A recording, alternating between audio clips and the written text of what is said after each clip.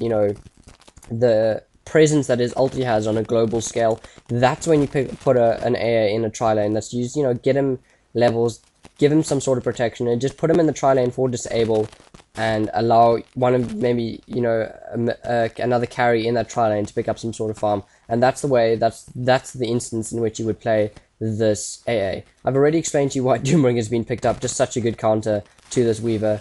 And lastly, Vengeful Spirit, best support hero in the game, no need further mention there. Lich and Enigma being picked up. I don't know why this Enigma is being picked up. Probably not the best ban. Lich is a really good ban, just Lich is overpowered, but Dark Ritual definitely has made Lich a much, the boost on Dark Ritual has definitely made Lich a much more powerful force to be reckoned with in this game, and most teams, if you ever watch, are just banning Lich over and over and over again. I'm not so sure that Enigma was the best pick in this game so far. I don't think, given Milk's first 3 picks, that they're going to pick up Enigma. Enigma is very orientated towards AoE team fights, AoE disables to allow, you know, an SF, Earthshakers, etc., to pull off huge amounts of nukes. And I don't think that's the lineup that MYM was aiming for, so I don't see the effectiveness of the ban actually being working out so well. Broodmother and Razor also very standard bans. Broodmother just for the pushing power, Razor for the insane tank that he is, or that she is. I think it's Gillette, I think it's a he, so the insane tanking power that, in fact it has to be Gillette, right, because only women do shave with Gillette, right, but women do the Australian shave, and men do the normal shave.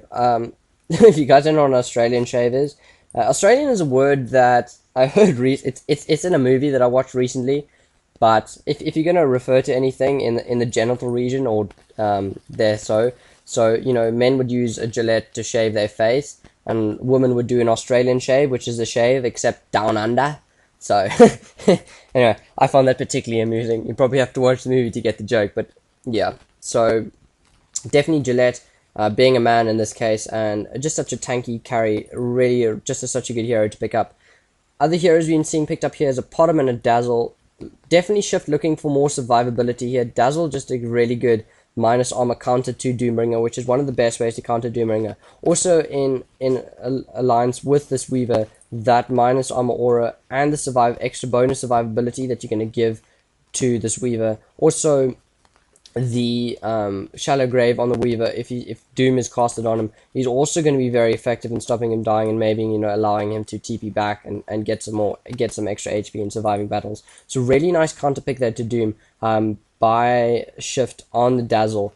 Last pick also by Potom, just a very standard carry, very good carry.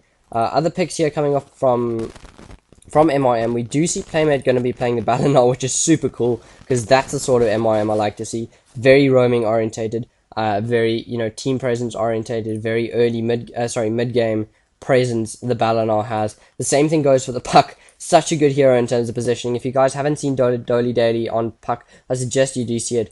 Shout out to Nebula, really good commentary there, or discussion there. I sincerely enjoyed it, and I suggest you guys do go check it out. I totally agree with him. Hani on Puck is just a machine. If you guys didn't know who Hani is, well, you guys should maybe just go look for some of his past replays. Sorry, just having a sip of water there. Anyway, on that note, we do see 4 heroes from the Sentinel are in the bush here. I don't think any of them has picked up dust. So smoke of deceit. No smoke of deceit, in fact, being picked up by any teams, which is probably indicative of the fact that they're not going to try and go roaming early. So we're going to see a Ballinar on a solo lane top against a tri-lane of... Actually, Ballinar's probably not going to solo top. Vengeful Spirit and AA probably going to go support him out. We're going to see a Weaver, a Pugner, and a Sven in one lane, leaving a Potom to solo mid and a Dazzle to solo bot. Wow, I do not agree with his tri-laners at all. I would definitely have preferred in this lane to have... Wow, how did he pick up 2 kills? What? Oh, it's because they're brown and orange and they look very similar. Anyway, so you have an initiation going onto this AA here. Does manage to cast off his cold feed, but it's Pusher. Pusher is on the AA. He is going to feed. Pusher is on the AA. I'd just like to point out, Pusher has just been upgraded from a Crystal Maiden. Now, what I mean by this is that MYM sort of limits his Pusher's feeding abilities, or his failing abilities to playing a Vengeful Spirit and a Crystal Maiden.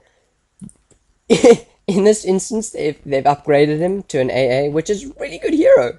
Actually, Pusha trying to do some mad skills here, eating away at some trees. Anyway, so A is a really good hero, but he's also super, super frail. I mean, he's about as frail as a Crystal Maiden in the early game. So if he's not played effectively, he's going to feed like an absolute beast. So expect some more Pusha hate here coming on from Cold Blooded. Oh, I love mucking with Sven's stun. It's such a cool animation to cancel anyway. It's like your sword just you stick your sword into an electric pylon and then you just start running around bashing people in the face. Makes it super effective. But yeah, back to the Pusher point. Do expect some more Pusher feeding on the mid lane there. So anyway, like I was trying to talk about, we are gonna have a Dazzle solo bot against the Puck. Dazzle will definitely probably dominate this lane, but he has got such high survivability comparatively to the Puck, and does have really good base damage. But